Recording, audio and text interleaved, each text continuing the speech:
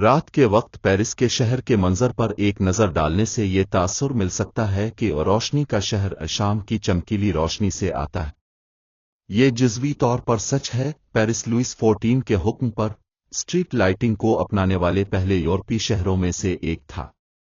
تاہم عرفی نام نے کرشن حاصل کیا کیونکہ پیرس 17ویں صدی کے وسط میں روشن خیالی کا مرکز بن گیا۔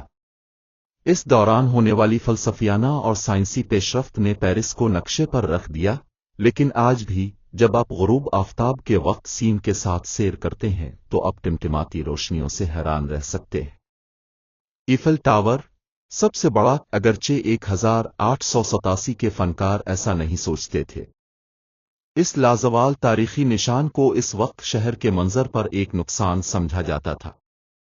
ممتاز فنکاروں کے ایک گروپ نے ٹاور کے خلاف درخواست کی اور اسے ایک بہت بڑا سیاہ دھواں قرار دیا۔ گستاو ایفل نے آئرن لیڈی کا موازنہ مصری اہرام سے کرتے ہوئے اپنے اور معمار اسٹیفن سوویسٹر کے منصوبوں کا دفاع کیا۔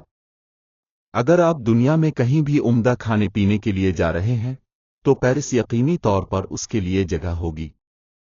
پیرس کے بہت سے ریستوراں میں بہترین ہاٹ کھانوں سے اپنے تالو کو خوش کریں۔ گائے سیوائے میں 12 کورس کا مینو آپ کے بجٹ سے تھوڑا سا باہر ہے۔ کسی بھی ریستوراں سے بہتر نظاروں کے ساتھ، سہ کے ساتھ 3 کورسوں پر مشتمل ایک نفیس ڈنر کروز سے لطف اندوز ہوں، چاہے قیمت کچھ بھی ہو۔ فرانسیسی انقلاب نے آزادی، مساوات، بھائی چارے کا وعدہ کیا تھا، لیکن پیرس کی پتلون پہننے والی خواتین سے نہیں، جنہیں اپنے فیشن کے انتخاب کے لیے پولیس افسر سے اجازت لینا پڑی۔ یہ ایک محنت کش طبقے کے انقلابی تھے جنہوں نے 2 صدیوں تک اس قانون کی دھجیاں اڑائیں جب تک کہ فرانسیسی حکومت نے 2013 میں پابندی کو باضابطہ طور پر منسوخ نہیں کیا۔ پیدل سفر پر اس کے پیچھے کی تاریخ دریافت کریں۔ شاپنگ ڈے فیشن کے ساتھ جدید فرانسیسی فیشن کا تجربہ کریں۔ دکھائیں۔ اس کے پاس دنیا کی دوسری سب سے بڑی فوڈ مارکیٹ ہے۔ جب آپ رنگیس انٹرنیشنل مارکیٹ میں داخل ہوں تو اپنی بھوک لائیں۔ یہ ایک بہت بڑا کمپلیکس ہے جو موناکو کی پرنسپلٹی سے بڑا ہے۔ یہ wholesale professional food market ہر سال تقریباً 2 ملین ٹن سبزیاں، پنیر اور مچھلی فروخت کرتی ہے۔ پیرس کے ہر ضلع کا اپنا مخصوص مارچ ہوتا ہے۔ شمالی افریقہ کی متحرک دکانوں سے گھرا ہوا ایلی مرے میں سیاحتی مقام کا دورہ کرے، جہاں آپ پیرس کی قدیم ترین فوڈ مارکیٹ کو تلاش کر سکتے ہیں۔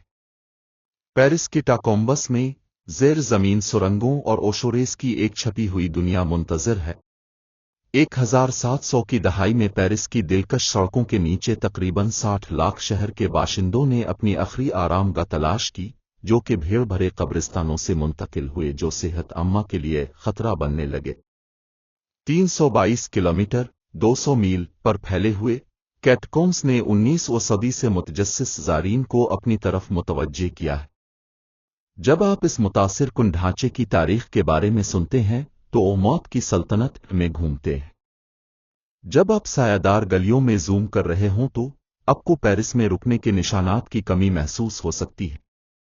آخری کو سے 2016 میں ہٹا دیا گیا تھا۔ یہاں حق کا راستہ انگوٹھے کا اصول ہے۔